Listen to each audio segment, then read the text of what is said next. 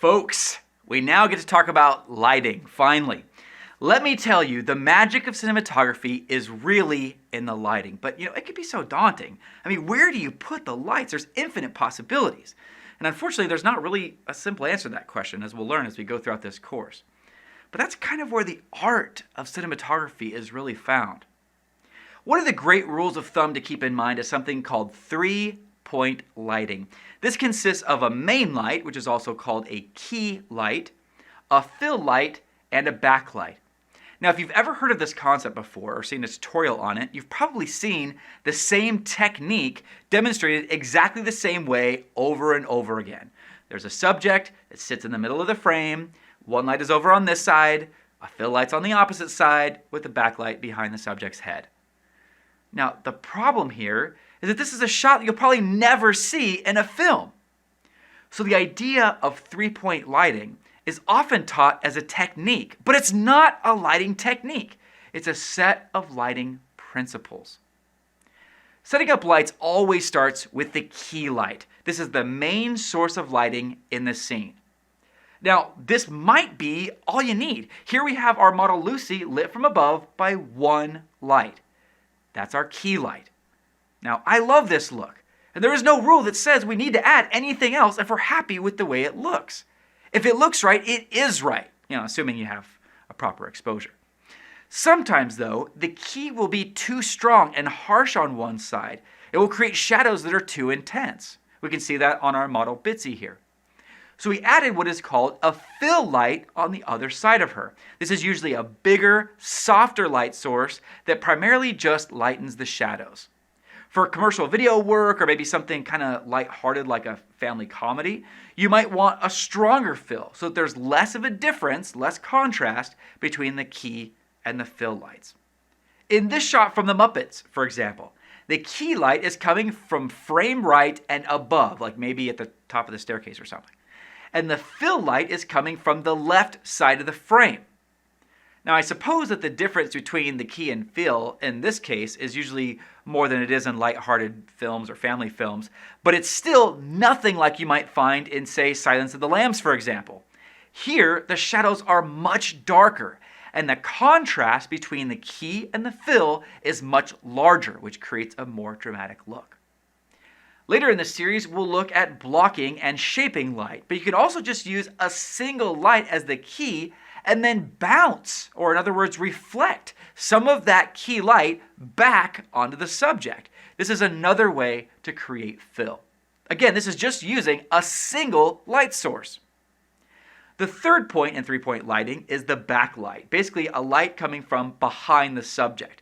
This creates an elegant outline around the subject, making them stand out from the background.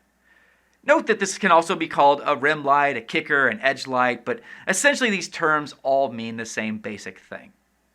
Now, here's what Bitsy looks like with just a backlight. Now, I love this look. It's super mysterious. And in some cases, a backlight might be your key light. You can keep it just as a single light source or maybe add some fill. So here's our shoot with full three-point lighting. Here's the key light, the fill, and the backlight. But again, you can use these in any combination. For example, some people like to put the backlight on the same side as the key light, or have the backlight coming from above, like in this shot in Ben-Hur.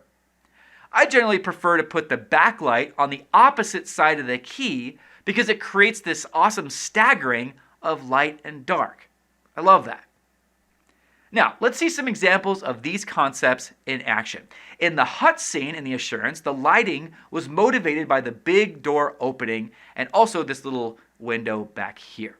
Now, we'll talk about lighting motivation in the next tutorial, but essentially, the door opening was our key light, and this little window motivated our backlight. Of course, we also used lights to supplement the light coming through these openings so that we had more control over the look of our scene. So this is two-point lighting, a key light and a backlight.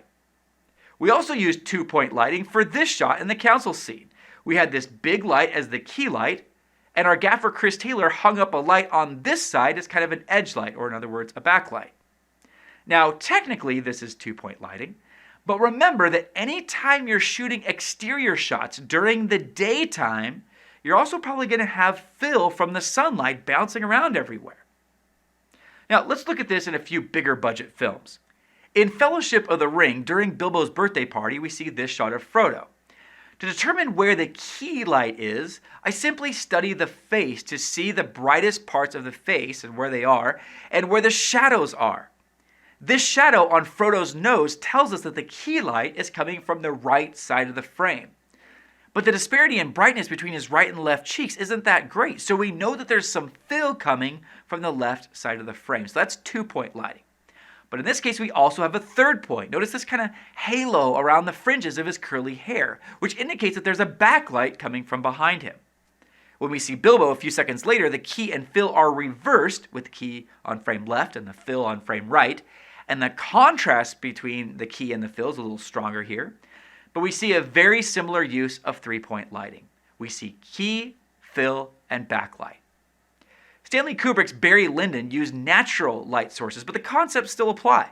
Here we have a soft key coming from the right side of the frame, and we don't really have much discernible fill other than the light bouncing around everywhere. We also have a backlight coming from behind the subject. On the reverse, we only have just a single light source, just that key. In the Body Snatcher, we have this shot, which also only has a single light source. Now, in the reverses, that light source becomes the key light. But in the master shot, this light serves as a backlight. So the point here is that 3-point lighting is not a lighting technique, but instead it's a way to think about the lights in your scene. As you can tell from all these examples, you can have any combination of these lights that you want, whatever your scene calls for.